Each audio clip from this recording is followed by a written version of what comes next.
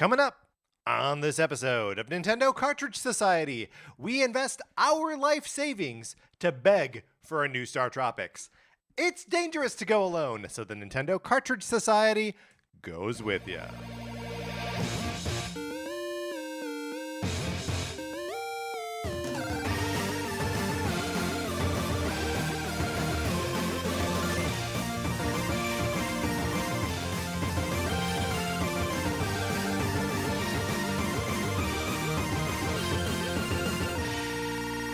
Welcome to Nintendo Cartridge Society. My name is Patrick Ellers, and I am joined, as I'm always joined, by my co-host, Mark Mitchell. We've got a good show for you today. We are going to be talking about the news from the week, including items from Nintendo's general meeting of shareholders. And then on Thursday, we are talking about Nintendo games that we wish had co-op in them. But Mark, in the meantime, how's it going? It's going great. Patrick, today, my husband and I were grabbing lunch, and the place we were going to get food had ESPN2 on the TV. And all right, very on good. ESPN2 was World Chase Tag, like championships. So, World Chase Tag? It is like... So the game is called Chase Tag. I guess. Okay. So they set up like an arena, and there are like obstacles within the arena, and then one person chases another person. It? Yeah, and then the other person. And so wait a minute. There's also like a team variation of this. What? There's okay, like the chaser and the seeker, I think is what they called it. But it's just two people? It appears to be like a variation where, yes, it is two people, and then I think there's also like a team component. But basically it's like the person who is, it's not the seeker. I can't remember what it's called. But basically, why don't they just call it it? Because, okay. You have to be it. The reason, as I was Is that named after Stephen King's book? I don't. Oh, that's a good question. Like no, when you're no. it, are you Pennywise the clown chasing children? Maybe it's the reverse. Go on. Where Stephen King named it after like as like the game. a thing that children run away from. Yeah. So watching it, first of all, as somebody who has invested a lot of time and a lot of money into improv, I recognize improv energy when I see it. Yes. And these teams had a lot of improv team energy. Like they were even doing.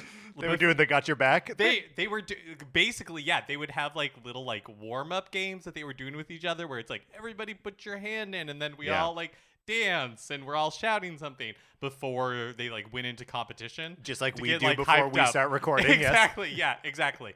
And so it was.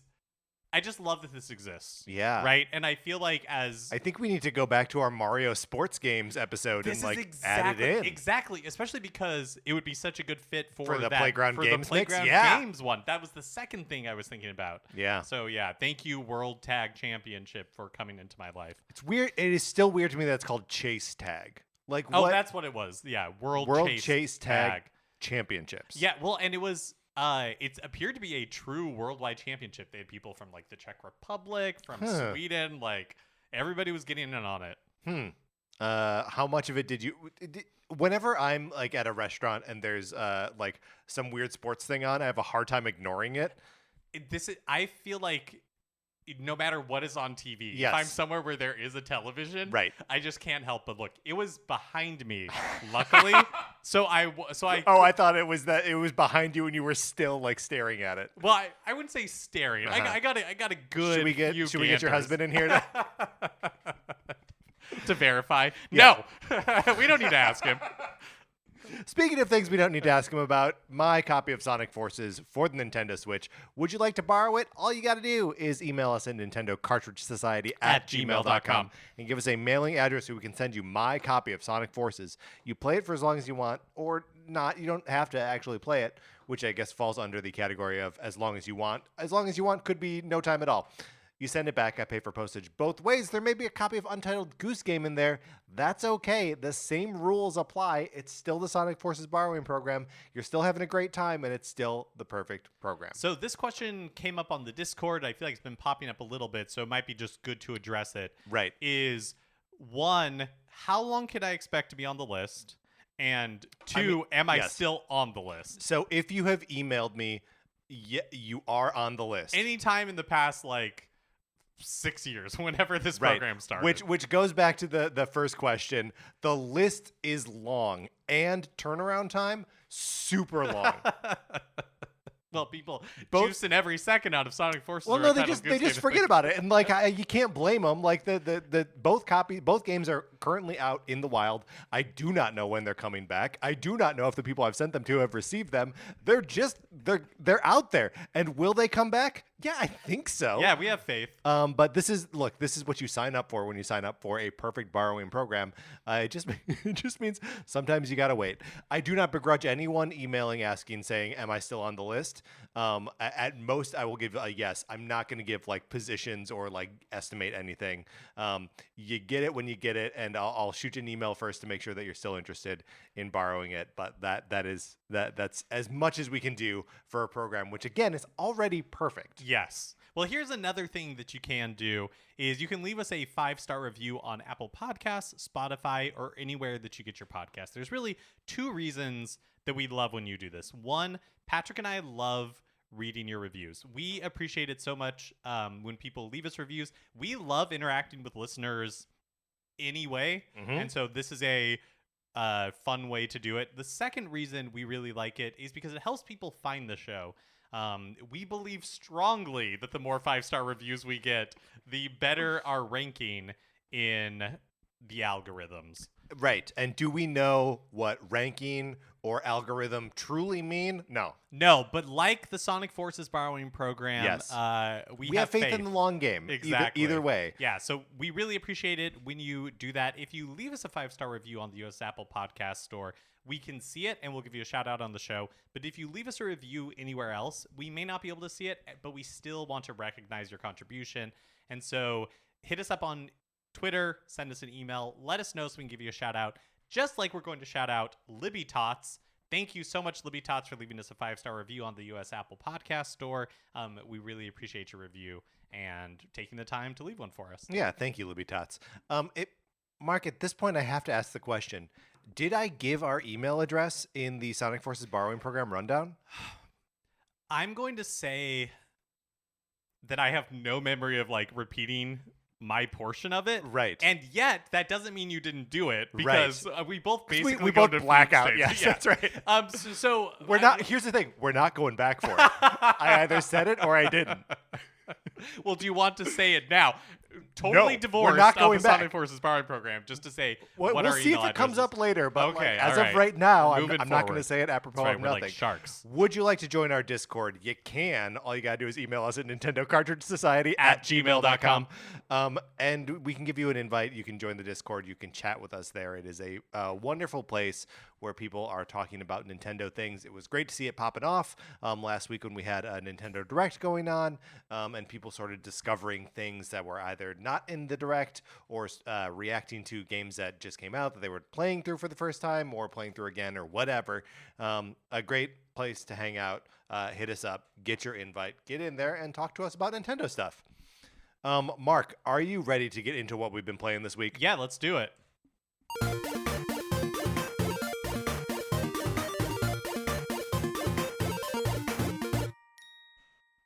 I have now many weeks in a row talked about Teenage Mutant Ninja Turtles Shredder's Revenge, so I'm not going to dwell on it too much here other than to say that I played a bunch on Saturday night with 2 friends who were not local, and then also got Sarah playing it with us.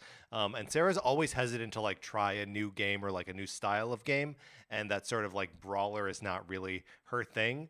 But we played through the whole game from level 1, 2, and through level 16. I was playing as April, Sarah was playing as Splinter, and we had Ethan was playing as Casey Jones. So we only had one turtle. Taylor was playing as Donatello, and the rest were non-turtles. And it was a super fun time and just a great hang. The game is such a good vehicle for hanging out. That's awesome. Mark, I picked up the Portal companion collection. Me too. Oh my gosh! I played all the way through Portal, which I hadn't done in decades. I don't know, a very long time since I last played the original Portal. Such a digestible, small, wonderful experience. Funny throughout. Does just enough like making your brain wrinkle as you're like working out these sort of like spatial puzzles. Holds up incredibly well. Loved having it on Switch. So that like there was some point where Sarah was calling around to car dealerships, or not dealerships, but mechanics to get a window replaced in her car.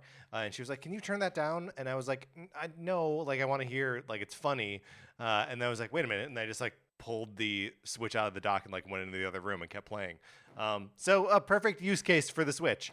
Love Portal. Yeah, that's awesome. I have not dug in yet. I'm really excited to play co-op with you. That is really like my main aim for picking it up. Question for you. I've never played Portal or Portal 2. Yes. Do you think I can't imagine I'm going to play both back to back. Right. But so do you think I should start with Portal? Do you think I should jump straight to Portal 2? Play Portal. Okay. And then we'll do the Portal 2 co-op together. And at that time, you'll go, "Oh my God, I need more of this." And you'll play Portal 2 of and, your you know, own. like I can always have Portal 2 for later. But yeah, I am excited to play this. Mark, I've also been playing Dragon Quest Builders 2 some more. So this is now, I've decided that this is going to be my thing where I update you like every week. I love it. Much like your experience with Dragon Quest XI-S, Echoes of an Elusive Age Definitive Edition for the Nintendo Switch. I built up my town, the Furrowfield Farm. There we go, Furrowfield Farm. And like built it up, did all of like the requests for all of the little characters that are living in the town. And then, so, you know, part of the premise of this game is you're a builder, and there are like everyone is sort of fallen into the faith of destruction, right? So there are destroyers, and everyone you meet has to be convinced that building is good. And the sort of leader of the town is his name is Pastor Al, so like pastoral, Pastor Al, and he is like a high priest in the Church of Destruction, but you have like won him over to your side in showing him all this great stuff that you can build for the town. And once you've done this and like raised the town to a certain level, and you're farming and you hold a harvest festival, and everyone's walking around wearing like jack-o'-lanterns on their heads, and it's great, and super happy, then like his old buddies from the Church of Destruction show up, and they're like, "Get out here. We've got beef with you now because you've helped build this. You're a builder. Look at this. Your roots are in destruction." Ultimate betrayal. The ultimate betrayal. And they murder him in front of you. And Sorry, I shouldn't be laughing, but well, but so okay, this is what I was really driving at here, is that the game is so open and so like, you know, Minecrafty, like kind of buildy, that I frequently forget that I'm playing a Dragon Quest game, which means it's gonna have like moving story beats where like I care about the individual characters, and they've been developing them the whole time. To the point where I can be devastated when one of them falls in battle and is gone forever. And it was just very cool to be like this thing that feels so personal to me. Like I've built the town up in a way that is weird, and like I have these like terraces where like this is the pumpkin terrace, this is the tomato terrace, and like, you know, everything is like built so that we can grow all the crops that we need to, and like I don't know, just like all of those decisions I got to make on my own about where that all goes. And then he dies defending that town. You know, like it feels very personal and like real and loaded. And I think it just rules. That is really cool. So I've only ever played the part of the first game, and I never got far enough to like experience a moment like that. So, you know, like I maybe played 5 or 6 hours at most. That is really cool. That's kind of, it makes sense now that you say that would be part of the Dragon Quest experience, but that's unexpected to me. Yeah, well, just because like an open game like that, a game where you are building, where like it's based on the exploration of like what you can do and what you can make, it's just easy to forget that like the franchise that's taking that on is so good at cozy, slow storytelling, and that when it's finally revealed to you, like, "Hey, I've been telling you this story the whole time," you're like, oh, dang. Yeah, that is really cool. And it's just really, really quite wonderful.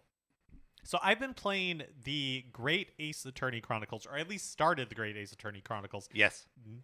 Nigh on a year since it was released, I think maybe, but finally getting around to it.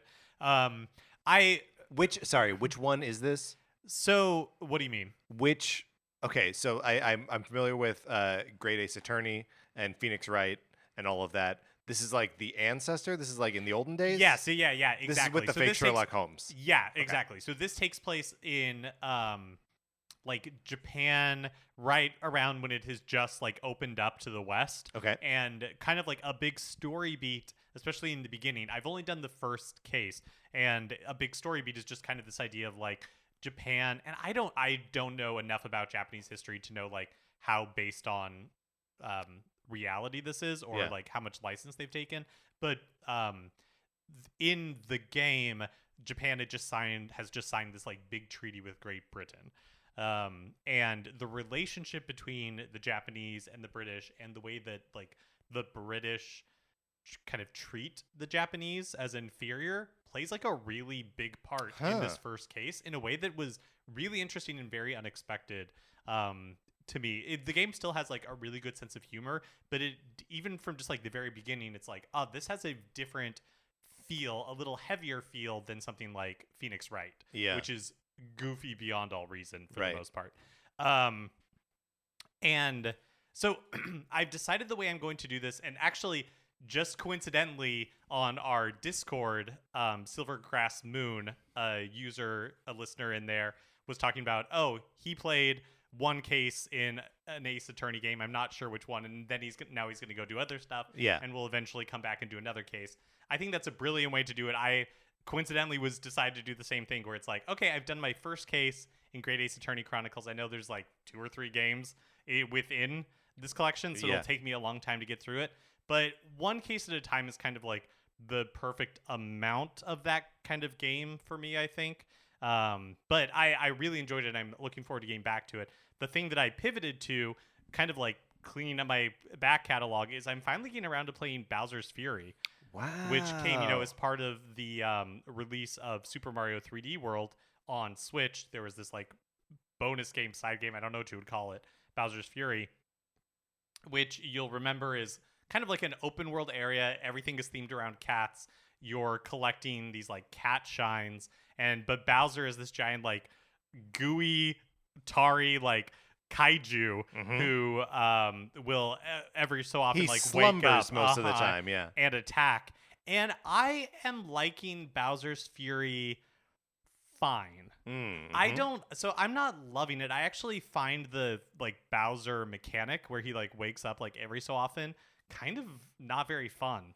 You just got to run back to that bell and fight him. Like that's just what you got to do. Right. Yeah. It just like there is a little bit of like a, hey guy, I was just working on this thing. Like, how dare you disturb me? Like, it's a little bit interesting because, like you can run back to the bell and just like fight him, because there's a special bell that opens up, like depending on the number of shines you have, and Mario turns into his own kind of like cat kaiju lion type thing that you can fight this like Fury Bowser. But the problem is that, or it's not really a problem, but when Bowser is attacking, the world kind of like transforms, and so you can get to areas that you couldn't get to before. Like, like cat shines are become available that weren't available before. They were out of reach, but now you can like get to them. It just feels, it's, for my taste, it's a little too chaotic. And I don't know if it's just my imagination, but I feel like Mario doesn't move right. Like, it just feels a little like strange. It's a weird marriage of the 3D world controls and like sort of Odyssey controls almost, because you have to hold a button to run, right? Yeah. Like that's a function of it, and that's never been a feature in a like fully 3D Mario before. The 3D world games, 3D world and 3D land, but not this.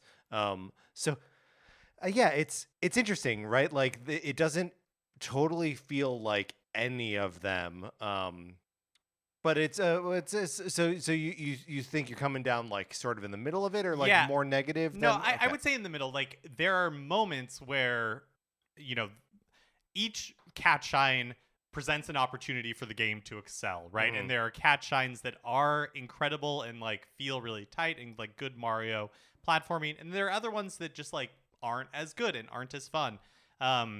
So I'm enjoying it. I think it's an interesting kind of like experiment, like side game, but based purely on what I've played of Bowser's Fury, I have maybe like 40 of the cat shines. Oh, right okay. now. I mean, that is pretty deep into it. I think there are only 100. Oh, okay, yeah. Yeah. And that you can like challenge Bowser to like the final fight at 50. Oh, okay. So Yeah. fairly close to beating it if I wanted to be Right. done. But I like that Plessy, the like dinosaur friend, Yeah, is like Plessy's around good. basically all the Mhm. time. You can ride him to quickly get from like island to island. But overall, like based purely on what I've played of Bowser's Fury, I'm not like, boy, I wish they make a whole Mario game that's structured like this. Oh, that man. works like this. I couldn't disagree with you more. Like I wish it was a whole game where like I really like how it has the sort of sense of like the larger kingdoms in Super Mario Odyssey, but is like even bigger than one of those. Like it's bigger than like the Metro Kingdom or one of the other big ones that I can't can't pull out of the nope. Sand Kingdom. There we go. There's another one. It just feels so like big and continuous, and I like how much exploration there is in with like the platforming and the sort of like looking around for shines and secrets and power ups.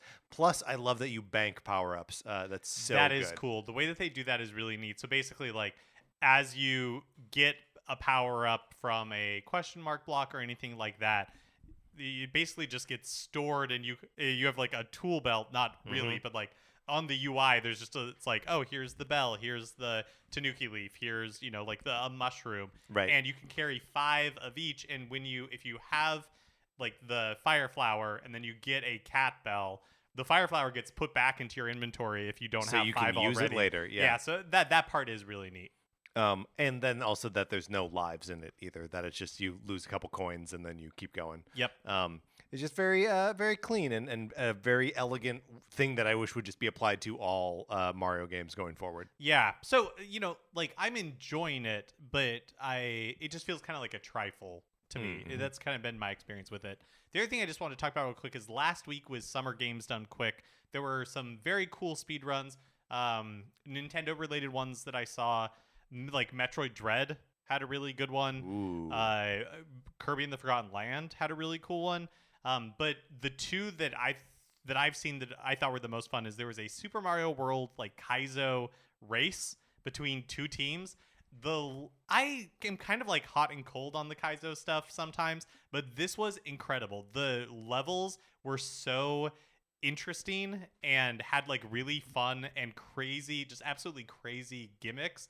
And the ability of the runners to be able to like scan it and like learn the mechanic, like their skill is just incredible. It was much fun. Was this like blind Kaizo, that these were levels that hadn't been played before, or levels that these people hadn't seen? Yeah, that's cool. And so it was really cool. And there were 2 teams, like racing, and then same with the Super Mario Maker 2 race. Sorry, I just want to like loop back around to the concept of Kaizo so that like it's clear what that is. Yeah.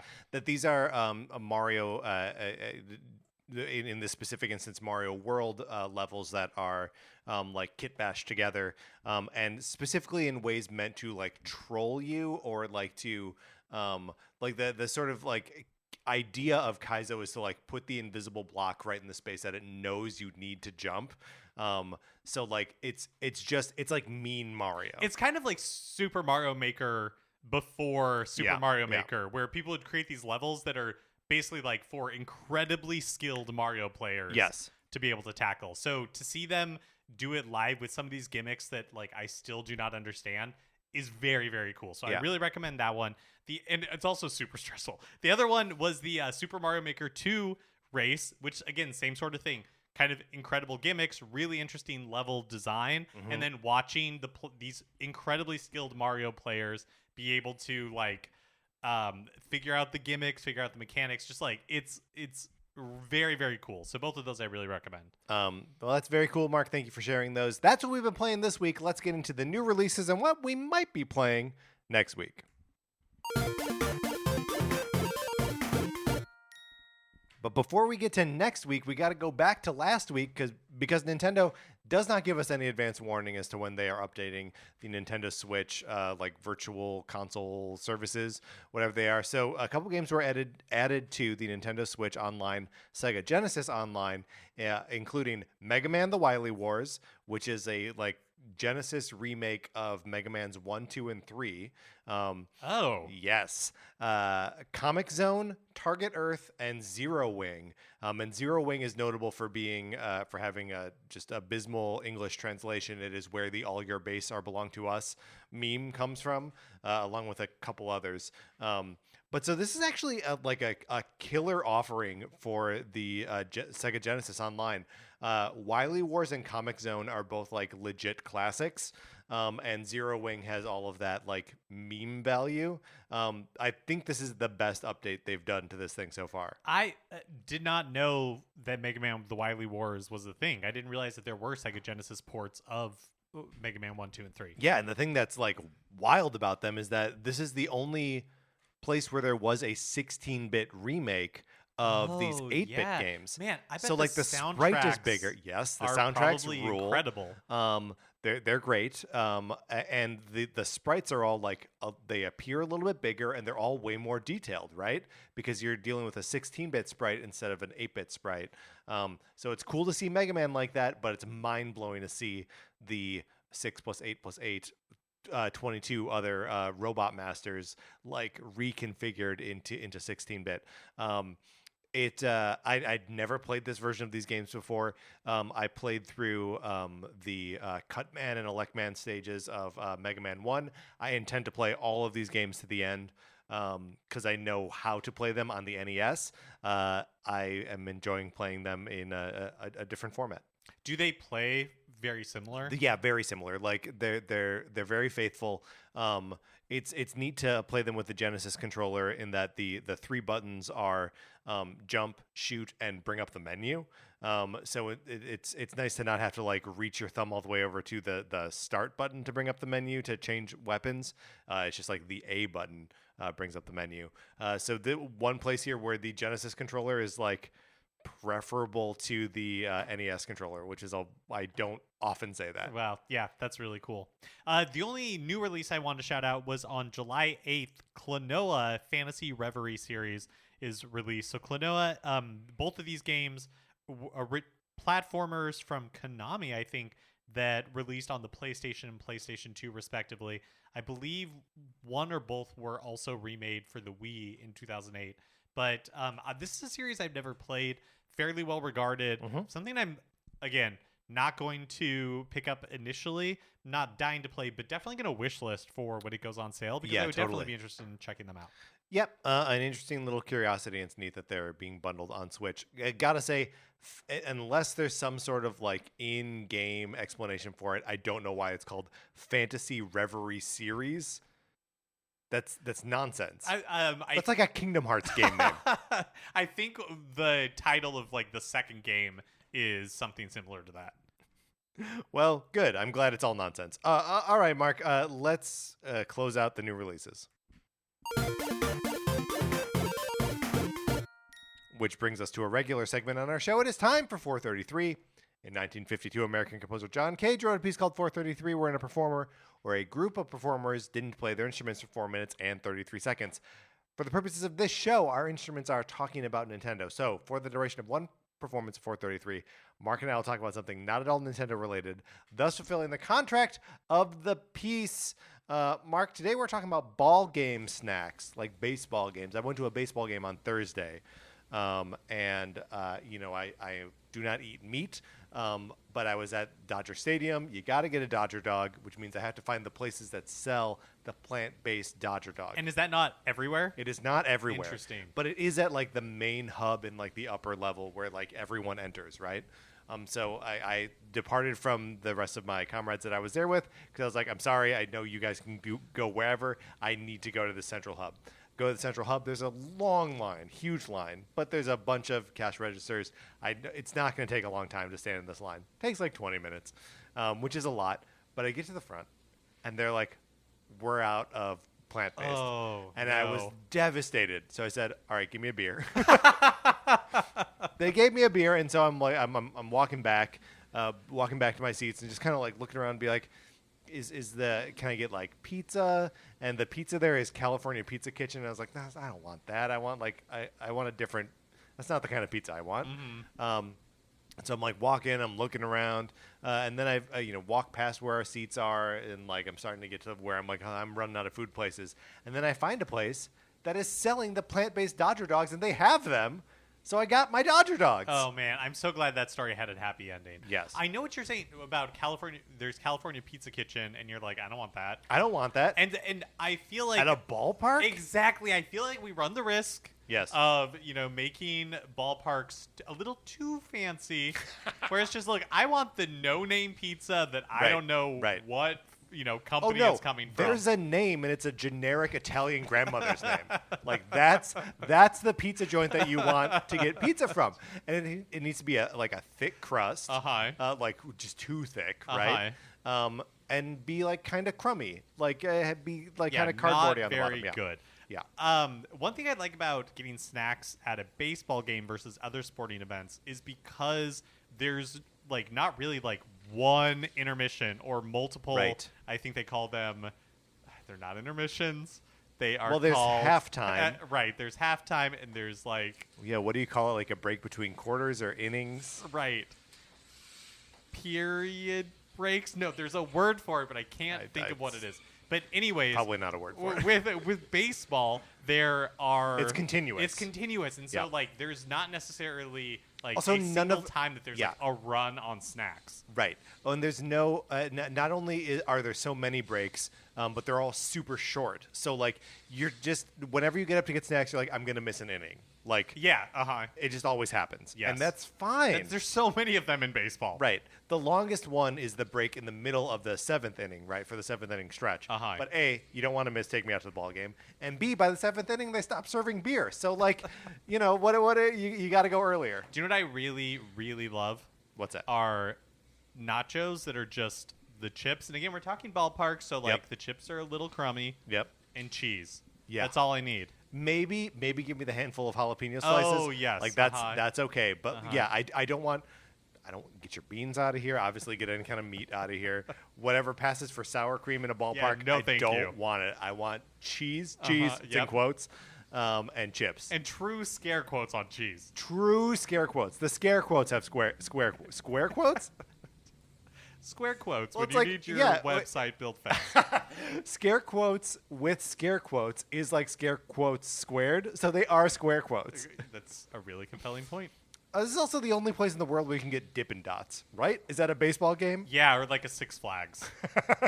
I feel like it is bold of Dippin' Dots. I'm about to say this, but it may not be true. Right. So I immediately after take this Mark, back. yeah. Yeah.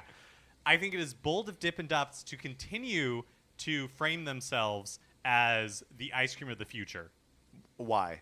Because it is clearly, one, the ice cream of the present, and two, it's been the ice cream of the future for decades now at this point. Yeah, but will only stop being the ice cream of the future when we reach the point where I guess we'll never get resolution on this. We were accompanied today by the Randolph College Chamber Orchestra. All right, Mark, let's get into the news.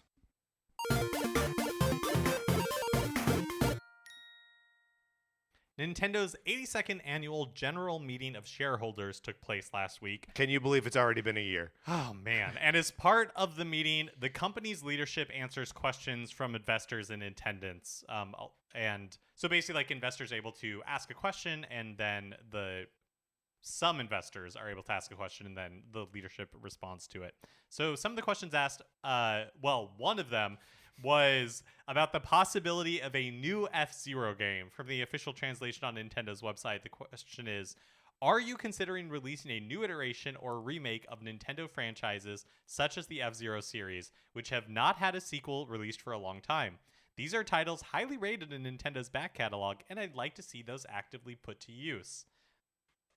Nintendo President Shintaro Furukawa responded saying, quote, realistically speaking, it would be difficult to develop remakes or sequels for all Nintendo titles you have requested, but we're extremely glad and grateful that our fans continue to look forward to them. And this one from Shinya Takahashi, who's the general manager of the Entertainment Planning and Development Division. This one I actually thought was really interesting. He said, quote, "We are always thinking from a broad perspective about how to make both new titles and remakes enjoyable for many consumers." That part is not that interesting, but this part I thought was interesting. As an example, a question was asked at the annual general meeting of shareholders back in 2019 about whether we had any plans to remake the Famicom Detective Club series. By chance, we did have plans at that moment to remake that very series. I cannot discuss whether we have plans to remake any specific title, but as we develop our games, we are constantly considering all kinds of possibilities to create enjoyment for consumers. Right. So, in one way, it's a very cool way to acknowledge, like, hey, we do dip into our past all the time. And it's for strange stuff that no one is anticipating, but we're aware of our history. We value our history, and we're going to surface it anytime we think it can make us money. Also funny that somebody asked about Famicom Detective Club when they were they were thinking about it. Like, do you think everybody on stage kind of like it took a moment and it was just kind of like, what are the odds? But there's more to this question, though. Which I love. I love this. This is so good. So the investor who asked is a fan who goes by Momiji on Twitter, and he told Business Insider that he's like a super fan and spent over $40,000 on Nintendo stock back in February and used his opportunity to ask a question at the shareholder meeting to ask about F-Zero because he loves the series so much. So, yes, obviously he loves Nintendo and F-Zero a lot. Okay. Is this he spent $40,000 so he can like be on these calls and like bug them about making an F-Zero game? Because if so, kind of lame. But if he's just a big fan of it and so therefore he invested in it and is like, hey, as long as I'm invested in it, I should ask if my favorite thing is going to be a part of it.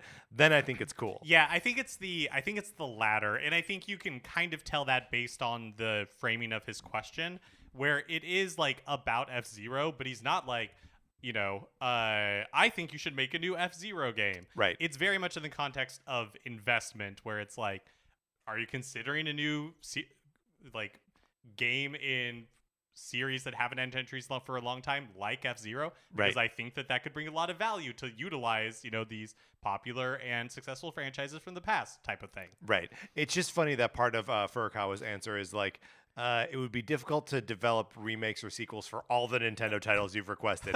It is as though this person has been asking these questions for a long time. I take it as like the general you, where it's like y'all. It's a y'all. Yeah, exactly. Yeah. Yes. Another person asked, "I'd like to hear about how Nintendo takes care of its employees. Please tell us how the environment at Nintendo headquarters in Japan has changed, and how do you plan to improve working conditions for employees?"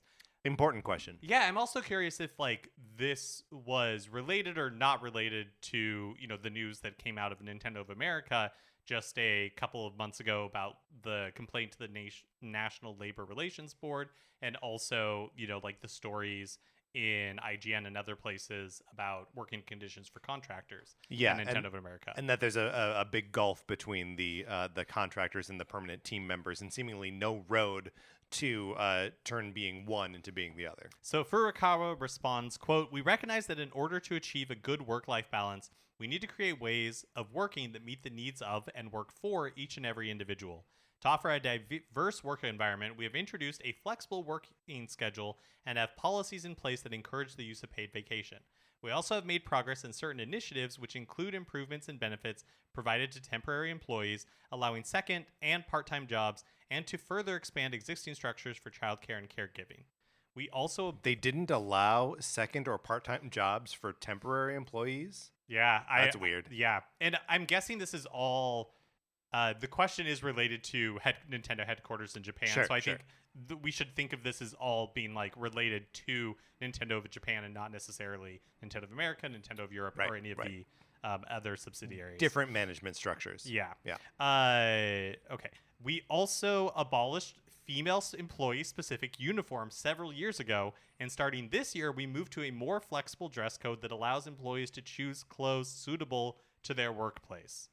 I like this. This is Mark speaking, not the quote. I like this next part he says, quote, "You may see employees wearing jackets with the Nintendo logo in media articles. We still keep these jackets to remind us that Nintendo is a company that creates products." I don't know how that was intended, but the way I read it, it's kind of like, it's like, don't worry if you see people wearing these jackets, like they're not being necessarily we're not forcing them to wear these jackets. Yeah.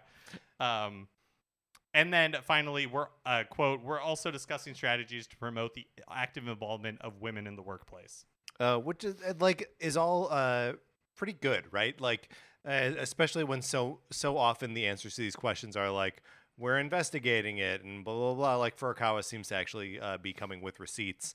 And again, not that this addresses what's happening in the States necessarily, but when you start to see the labor environment change in Japan, it is likely that it'll have some effect here as well. Speaking specifically on the number of women in the management at Nintendo of Japan. So there was a separate question specific to that, and Furukawa at that time responded that women account for 23.7% of management positions based on the combined numbers for headquarters in Japan and the company's subsidiaries, so in North America, Europe, and Australia. But he doesn't give a specific number for Japan, and I'm guessing it's very low. Yeah. But he does say that increasing the number in Japan is a topic of frequent discussion among leadership. So that's one where it will be. This is a little bit the crappier answer. It'll be nice to see actual improvement in this regard in the future. Agreed. Finally, the last kind of thing that I wanted to pull out from the meeting is regarding the situation in Russia. And they call it that. They don't. Right. The situation it's not in the Russia, Russian invasion and it's of Ukraine the situation for them, in Ukraine. Yeah. Right. They really don't say anything. They're asked about it, and Furukawa explains, that the eShop doesn't work there, but says that it's because their payment processor has suspended transactions in Russia, and then Nintendo. He also says that Nintendo isn't shipping any products to Russia. But whether that is a matter of just logistical impossibility or a statement of purpose is not. They do not say. They do not say. Yeah, they take great pains to not really take any side here. Satoru Shibata, he's a senior executive officer and used to be the president of Nintendo of Europe, says that Nintendo is giving quote, serious thought to how to handle this going forward in light of changing world events. And that, again, here's that term, situation in Ukraine and inflation in Europe hasn't greatly affected the Switch business in Europe. So, again, they're taking a very, business, right. focused. The reason why the eShop doesn't work is because our payment processor suspended it, right? They're not saying that they're taking any, political stance at all. Which, as a company is probably a good choice. It does leave a little bit of, where's the humanity in this? I don't know. Yeah, I would say it's an understandable choice. Yes, that's right. Yeah. Nintendo has announced a new extended warranty program in Japan.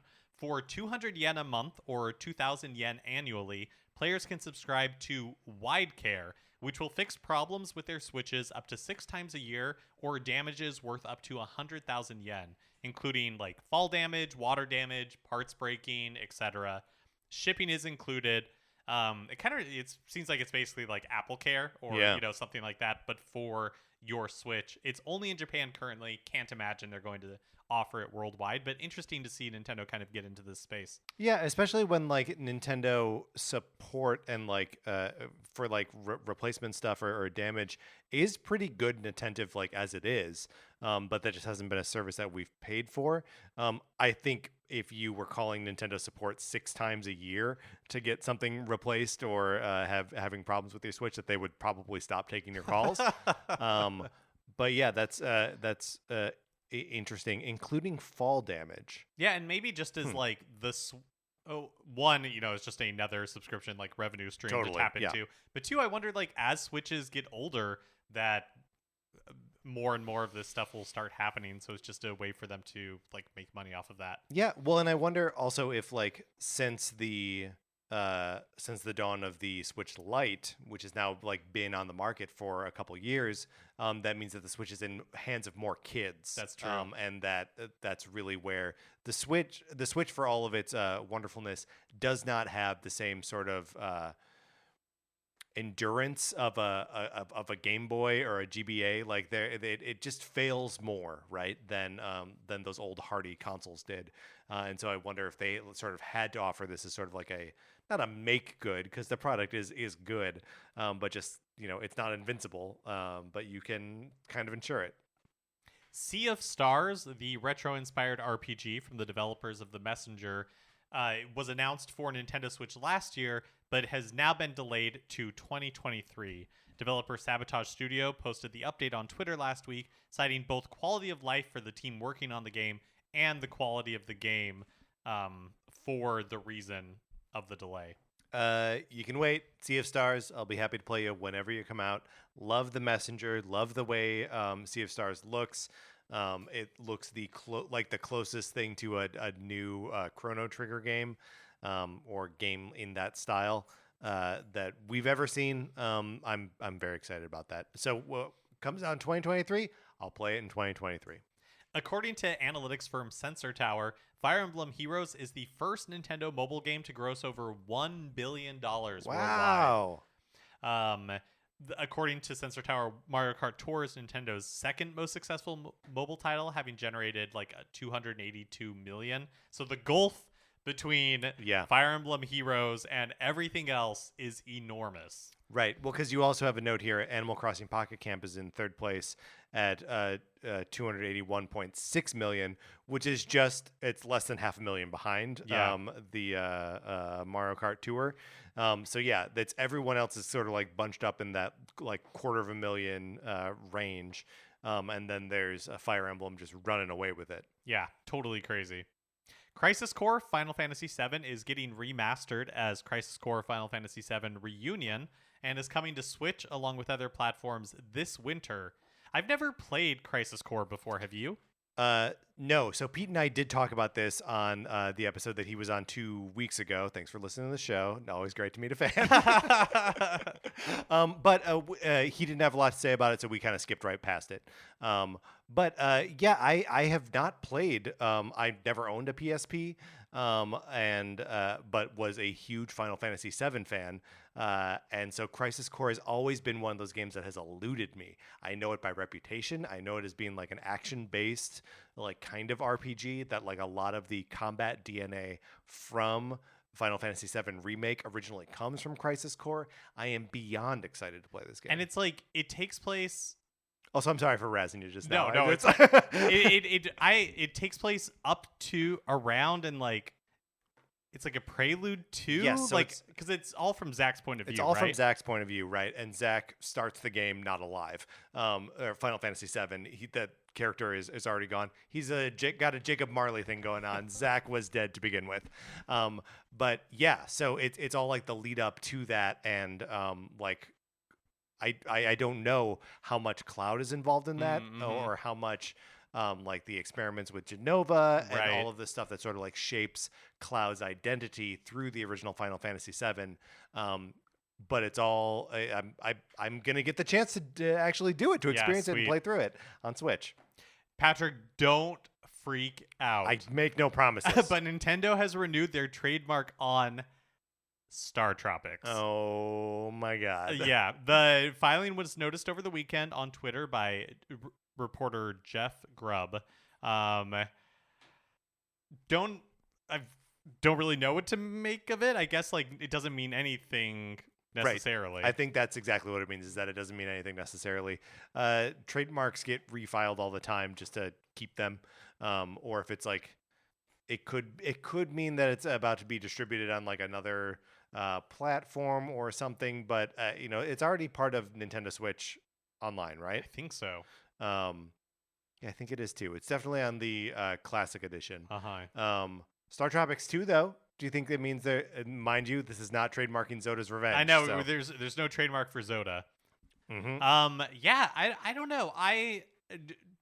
We talked about F-Zero as like a franchise that I think realistically could come back at any time. Like Sure. if an F-Zero game happened, that wouldn't be surprising to me.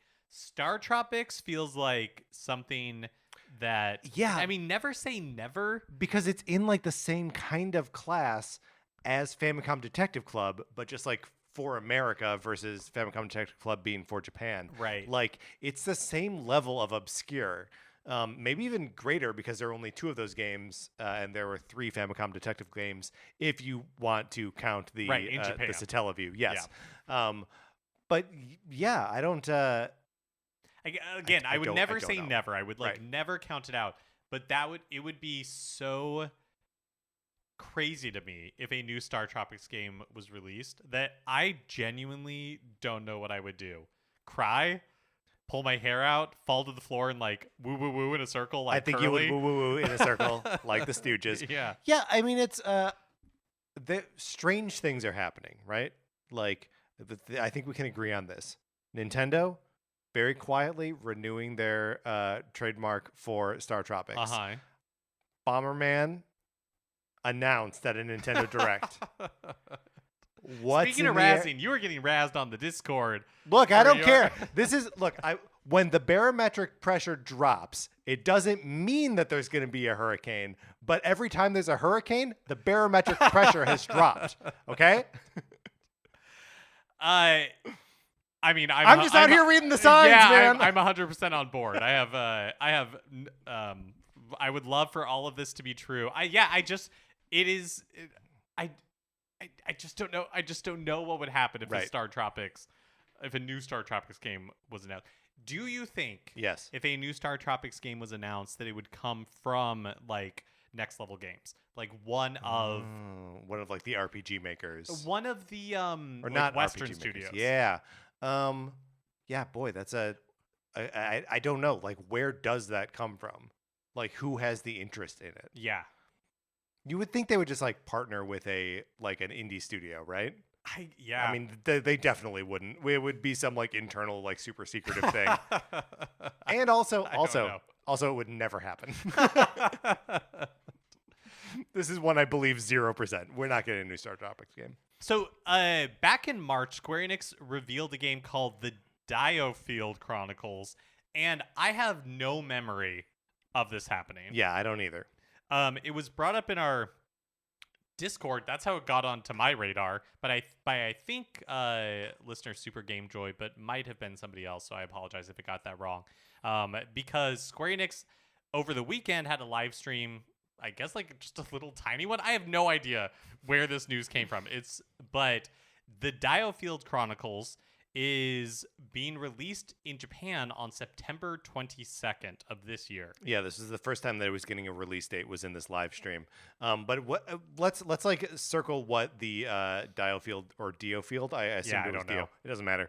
What the DioField Chronicles is, because it looks to be a maybe turn-based, maybe real-time strategy game from Square Enix.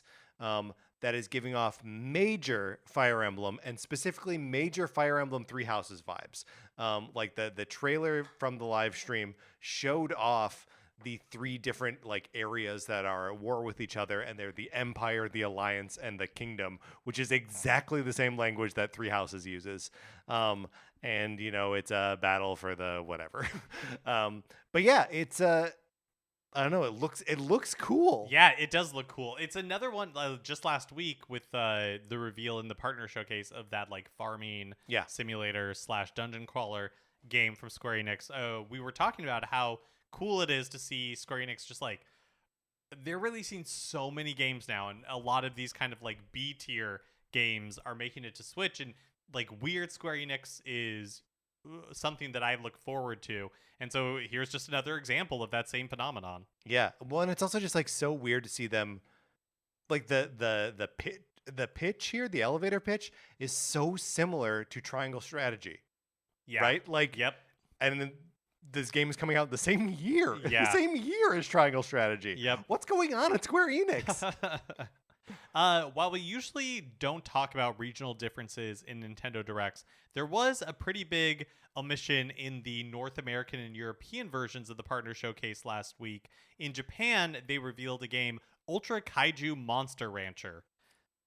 Yes. So, Mark, are you familiar with the Monster Rancher games at Mm-mm. all? So they're like you. I mean, it's exactly what it sounds like. You're raising monsters, but this is a kaiju version of it. Means you're raising giant monsters. That seems fun. It does seem fun. So the news here is that although technically not set for release outside of Japan, the Bandai Namco is giving it an English language translation, and Switch games are region free. So it's kind of coming everywhere. Yeah. Yeah, it'll be interesting to see if there's because I saw like a little bit of like, oh, a new Monster Rancher game. I wonder if they'll pick up on, or if there truly is like North American and European interest in the game, and if they'll actually bring it over or not. Finally, if you wanted to make use of the online services in the Wii U versions of Assassin's Creed 3, Rayman Legends, and Zombie U, you might want to like do that now. Yeah, you got to do it right now. Ubisoft has announced that they are pulling their online support for those 3 games on September 1st, 2022. Which kind of surprising that they were still supporting the online services for those 3 games on Wii U. Yeah. How much traffic do you think how much use? Who's playing Zombie U on the Wii U right now and using the online components of it? Who's playing Assassin's Creed 3 on the Wii U right now? Yeah, and using making the use. online. Yeah. I mean, it seems it's very surprising they were still supporting it. It does mean that like how far behind are like Nintendo's like when are they going to start pulling their online support for a lot of those things?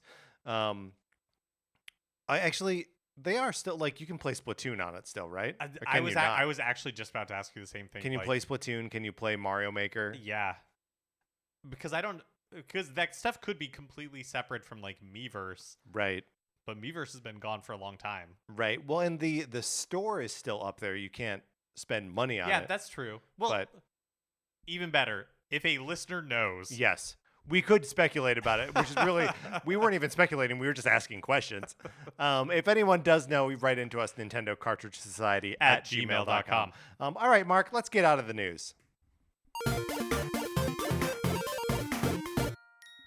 All right, that is going to do it for this episode of Nintendo Cartridge Society. Remember, please rate, review, and follow us on Apple Podcasts or Spotify or wherever you get your podcasts.